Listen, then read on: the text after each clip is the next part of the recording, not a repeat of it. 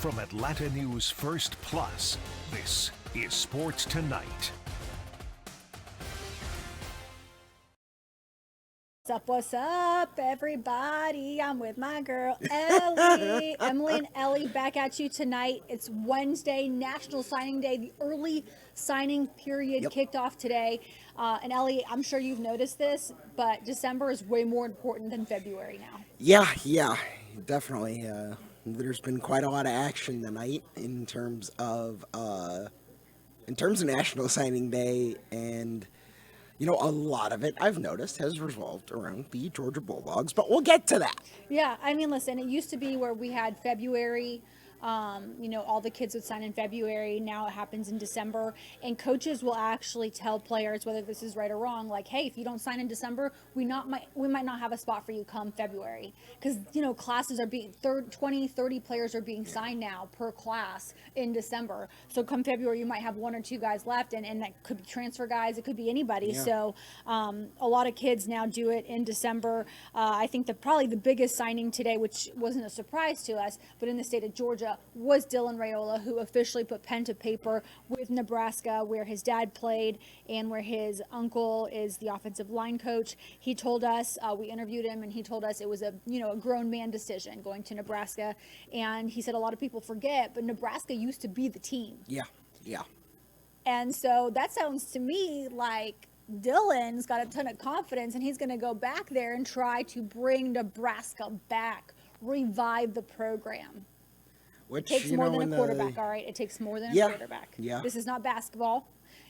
Basketball, you can have one guy in the lineup and like a LeBron James. Yeah. And you can win championships. In football, unfortunately, it's not like that. But he is a good enough quarterback where I'm sure he can definitely, change things. Mm-hmm. And maybe perhaps kids will want to go there and play with him for a few years. But that's yet to be seen. You said we'll get to Georgia. Georgia has the number one class in the country yet again. Mm-hmm. KJ Bolden transferring from Florida State to Georgia. Yeah. But He was a Buford kid. But first, we have some sound from Georgia Tech head coach Brent Key on all of the madness 31 today. signees for them. 21 should enroll early in January so they can go through the spring. But let's hear it from him. And remember, guys, he's in Tampa. Yeah. Okay? They're getting ready for a bowl game, something they haven't done in 5 years. But before they talked about the bowl game, they talked about today, National Signing Day. It's a grind with right now bowl preparation, getting close to being time for the bowl game, time to play, and then with signing day right here, and then really the way signing days change so much with it being early signing day, but also with transfers and those things involved. So I thought the recruiting staff, everybody did a really good job of able to get the papers in. It's not even papers anymore. There's no fax anymore. So I guess get the texts and the emails and whatnot in this morning early, which really helped us be able to prepare for the game and be in our game preparations, because today being a Thursday and game week, there's a lot of things that go on between staff meetings and coordinator meetings and whatnot of putting the game plan together. So it's, credit to those guys for getting that done. Right now we've got 29 guys, I think 29, right? 29 that have signed. There's probably 2 to 3 more that are out there that have announcements coming here in the next couple of hours that, we're crossing our fingers and still working for. So, hoping with that, and then hopefully by the end of the day have 30 north of 30 signees in the first signing day, early signing day. So I think that was good. We made of those 20 out of the 29 of them currently will be mid-year enrollees. So we've got a lot of guys coming in mid-year. That could even shoot up higher here in the coming hours or days.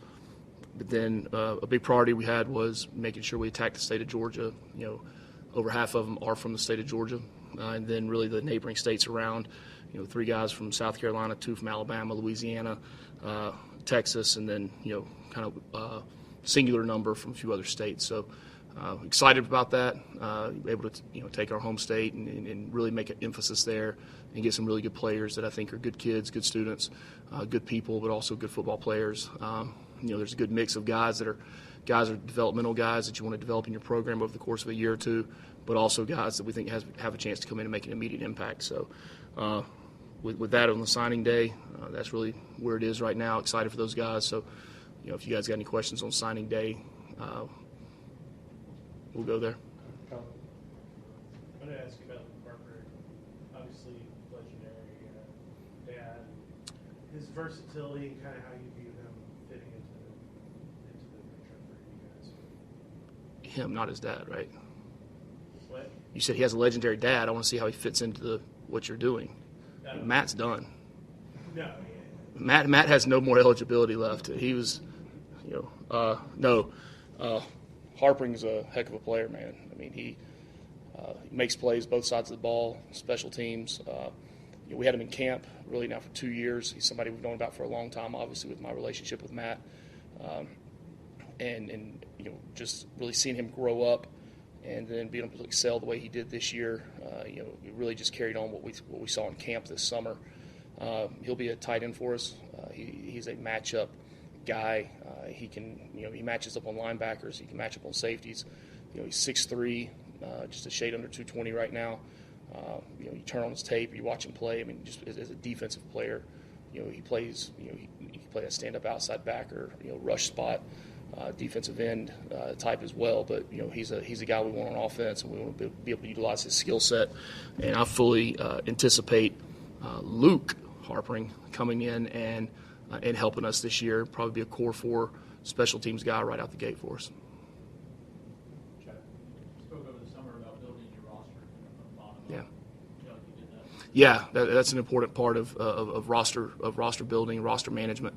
Is you've got 85 really after the season, anywhere from 70, 75 guys, that are scholarship type guys, and that's what you want. There's always going to be attrition this day and age of college football. Attrition is something that is that's there. It's not going to go away.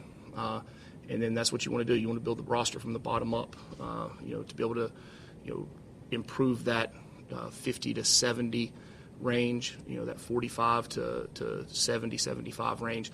Really, that's improved the depth of your team. It's improved your special teams. It's improved the players that are, a year out or 2 years out developmentally to be as your scout team players. Very rarely is one singular player minus 1 or 2 different, specified positions going to come in and really change the game for you. But when you can really continue to improve that roster from the bottom up, I think you have a chance for building the foundation and long-term success. Last year, Eric Singleton was sort of the surprise guy. Like maybe flying under the radar. Is there a guy in this class that you look at and you think, man, we really kind of got a steal here with this kid? I mean, I couldn't have told you that.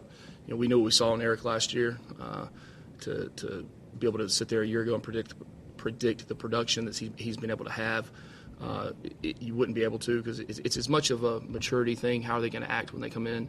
How are they going to interact with the other players on the team? There's so much of that's involved, and you really don't know until they get in school, until they're around the team or whatnot. But I do think there's some guys that are some really good football players at all positions that this time next year, hopefully we're having the same conversation. More recruiting, Kelly? You talk about your quarterbacks. Obviously, that's a position where you wanted to get at least 2 guys probably in terms of the bodies and all that. And just Aaron, obviously, is a really talented high school guy. And Graham's an NFL size guy. What do you see from him? Yeah, Graham and Aaron, both of them. I mean, they're we wanted to go out and get 2. That puts the number on the team at 4, which is the ideal number that I have for the quarterback position. To have 2 guys be able to come in and learn underneath, 2 guys that are veterans in the program that have experience, I think is a perfect setup. They're similar in some ways, and they complement each other in some ways. They're different in some ways, but yet, they complement each other on their differences in some ways. So those 2 guys both have unique skill sets. I mean, obviously, Philo set the all-time Georgia State high school passing record last week in the championship game. So you don't just do that and not have something to you. I mean, if I'm correct, I believe he did it in 1 year less than the previous record was set in, and he did it in 3 years as opposed to 4.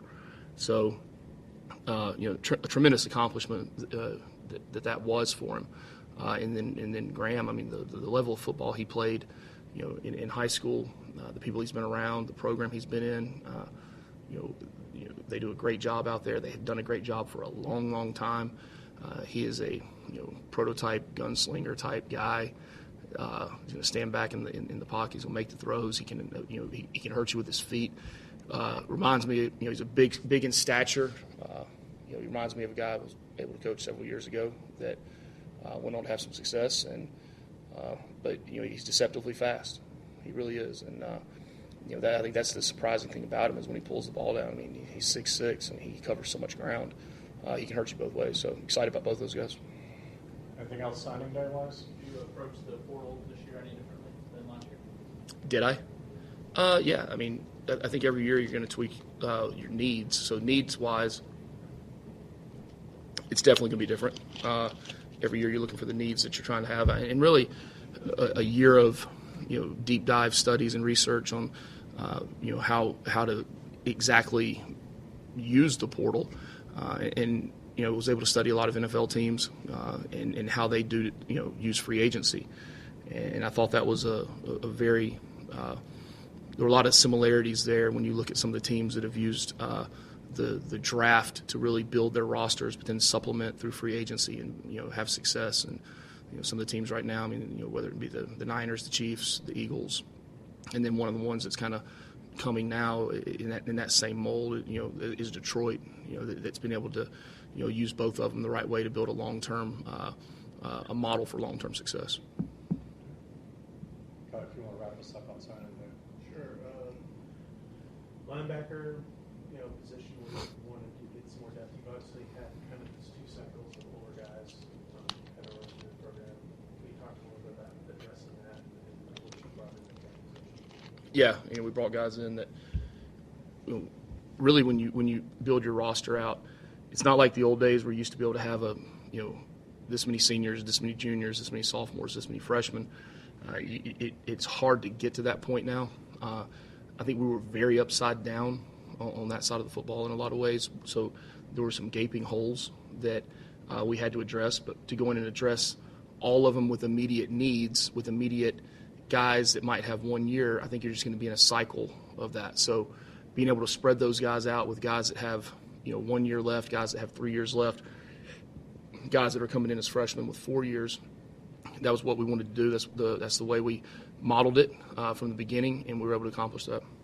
All right, guys, we'll come back in, of course. Brent Key, as we told you right before we aired that, talking about his signing class. Last we checked, 31 guys were signed, 21 should enroll early. That means that those 21 kids will go through spring ball, and that will certainly help the team because they have done better, Ellie, under Brent Key. They're at a bowl game right now. We haven't talked about that since 2018. It's been 5 years since they've had quote-unquote postseason play. So Key, who played at Tech, is certainly turning things around. But let's keep talking about National Signing Day before we move on to the Falcons. Georgia has the #1 class in the nation. We mentioned that off the top of the show. They signed 4 5-star recruits today, including who you mentioned, KJ Bolden. Who flipped from FSU to UGA. When I talked to him before the season started, he was so excited about going to FSU, but obviously things have changed. He could play receiver, he could play safety or corner, so I would imagine that if I had to guess, my man's going to play DB, because that's where Kirby's going to put him. But Alabama has the #2 class, then it goes to Miami. Cristobal, thank you, Brett, for giving me that head coach's name. I forgot who it was at Miami, but he's certainly changing things around there at the U. Ohio State's 4. Scott's probably pretty happy about that. Oregon at 5. They have no 5-star recruits. That's impressive that they're number 5 with right? no 5 stars. But I'm not surprised. Dan Lanning, who was on Kirby's staff, 37 years old. Yeah. I still am amazed every 37 time. years old, and they were 1 game away from the CFP. They sure were. Yep. Bo Nix has been there, but Dan is doing a great job over there, and we could go on and on. I mean, should we do top 10? Texas at 6, Auburn at 7, Oklahoma at 8, FSU 9, Notre Dame 10.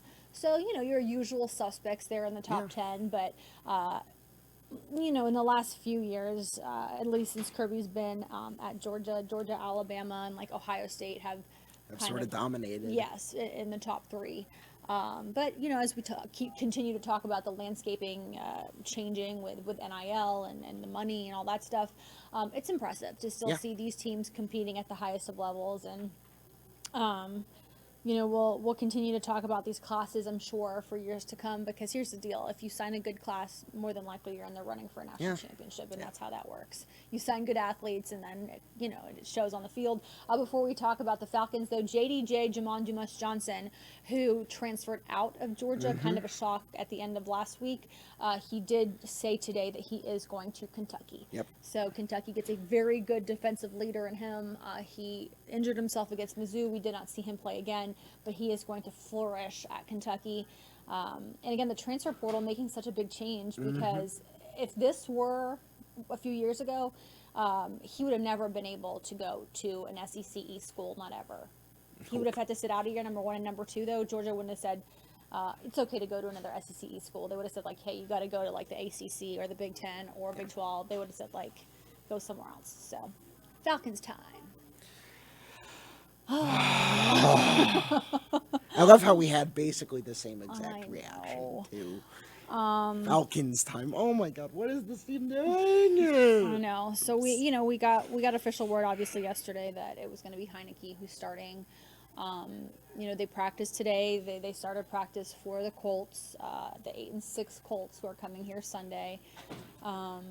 We heard from Dez. He actually talked today. But yeah, Arthur Smith, the one thing about Atlanta media, I will say, for a big city, and sometimes I think Atlanta is not the biggest sports town. Like, we have all of the sports, but it's not like Boston or New York. I mean, at least Chicago. I'm, and you mentioned Chicago. I'm from Chicago, and at least here, I feel like the media is nicer, right? at least here, in my experience, if it's not the Dogs, there's a little bit of a lesser interest, even for something like the Braves, where they're doing very well. The Dogs are king, and everyone else is fighting for second. Yeah, I mean, but with that being said, I think the media is pretty friendly here, and Arthur Smith doesn't get drilled as if he would in other huge sports markets. Am I correct in saying that? Like in Chicago, don't you think? Chicago, or like in Boston, he would just get... Boston, if he was the Patriots head coach, he'd be getting destroyed. He'd be getting torn a new one every week. Yeah, I mean, it's interesting, but he had to explain why he originally said he wasn't going to change quarterbacks again. Once they came back from the bye, he said it wasn't going to happen, and it did. And it, at the end of the day, guys, he has 3 games left to prove that he's the guy to stay. And sorry for the snickering. It's not gonna happen. I'm just... No, I mean, so I've said it all week. This is a last attempt to save his job, right? And listen, if you were head coach, if I were head coach, I don't know how we would react in these situations. And I have to say it all the time. Like, we don't want people to lose their jobs. No. Let's be clear about that. But if you aren't the person for the job, the person who hired you does have the right to tell you, thank you, but no thank you. Yeah. Right? Almost the duty, I would argue. Correct. Arthur Blank should definitely say thank you, but no thank you. But then if you let Arthur Smith go, do you also let Terry Fontenot go, the GM? And that's the question, right? When they fired DQ, 3 years ago, they also fired the GM, Thomas Dimitroff, at the time. Yeah. And, for anybody watching who doesn't know this, a lot of those decisions that you see on the field aren't Arthur Smith's decisions. He runs the plays. I mean, he calls the plays on offense, right? And then he makes sure that the defense looks the way it's supposed to look by hiring a defensive coordinator. But, when it comes to the draft, oftentimes it is the general manager making those calls and pulling the plug on certain guys. And it has nothing to do with Coach Smith or any coach. So to me, it's just as much Coach Smith's fault as it is Terry Fontenot's fault. To me, I see it as a team. I see it as if you let one go, you got to let both go. But we will see how generous and forgiving Blank is over the next 3 games. We'll see. What do you think? You think we're going to be? You think, okay. I think you did tell me. You think Blank's gone, right? Yes. Okay. Well, I think Smith is gone. Obviously, Blank is the owner. Not He's- Blank. I'm sorry. I keep Yep. saying Smith. Yes, I think See, Smith the is fact gone. that they're both named Arthur. Yes, yes. I apologize. So, you say yes to Smith being gone, Uh-huh. and do you think that Blank allows him to play it out as far as the next 3 games, or do you think he just gets impatient and pulls the plug? I think he lets it play out. I agree with you. But I especially if they don't make the playoffs, they really should consider a coaching change, maybe a GM change too. Yeah, something needs to happen. Something needs to change. Something also needs to change with Atlanta United because we saw them make postseason play this year for the first time, and it's a been bit. like wobbly for them ever since they won the MLS Cup. But their new schedule is out. Yep. And I know that you want to talk about this because you love some soccer. I love me some soccer. The Atlanta United's 2024 MLS season will begin with a bit of an opportunity for revenge. February 24th in Columbus at the Crew. Okay. If you will And remember, the Crew beat them out of the playoffs. Crew beat them in the playoffs before going on to win the MLS Cup. And then 2 weeks later, on March 9th, Atlanta will come back to the Benz, opening the home season against the New England Revolution. Okay. And then we have, it's 18 home games, 18 away matches. You have 2 matches, 1 at home, 1 away against Inter Miami and Lionel Messi. The one you should really be circling on the calendar is September 18th. That's That's what I was at waiting the Benz. for. I was waiting for you to tell me which is the one I'm looking for. That's at the Benz. At the Benz 18th. Yep, September 18th. Right Fun in fact, the middle my of mother's or not birthday. the Hi, middle. Mom. College football is going to be fully kicked off. Yep. I hate that they do that, Yeah. especially in this area, right? Like where like college football's king. It's like, why can't we do this before the season starts? And then about a month later, not even a month, a couple weeks later, the final home game of the season will be October 5th against the New York Red Bulls, followed by an away game against Orlando City on October 19th on what MLS refers to as Decision Day, because all of the games on the final day happen at once. So it's a sort of situation where, if there's a tight playoff race, you don't know what's going to happen going into the final day. So, And they do this for people to watch, right? Yes. They realize that they have to do these kind of things to get a fan base. and for like it. my money, MLS Decision Day is one of the best days in the sports I don't have a calendar. problem with that. I think that's great. But so that's the game Those- the September 18th game is what you're watching the most. The September 18th game is what I'm watching. LAFC, the Western Conference champion this past year, comes to the Benz May 25th. Okay, that's a good one. And then later in April, you have my hometown Chicago Fire playing Atlanta United at Soldier Field Okay. on April 27th. Now, granted, my experience in Chicago, nobody cares about MLS. So I'm an Atlanta United fan. It's my biggest connection to Atlanta as that's nice. sort of my new hometown. I But didn't really know that. yeah, this is going to be an interesting season, especially since Thiago Almada is probably getting transferred somewhere. Yeah. Some European clubs almost certainly going to snatch him up. So Atlanta United is going to have to find another spark plug to go along with Yorgos Giacomakis. Speaking of Atlanta United matches, oh boy. Next topic. Let's do this.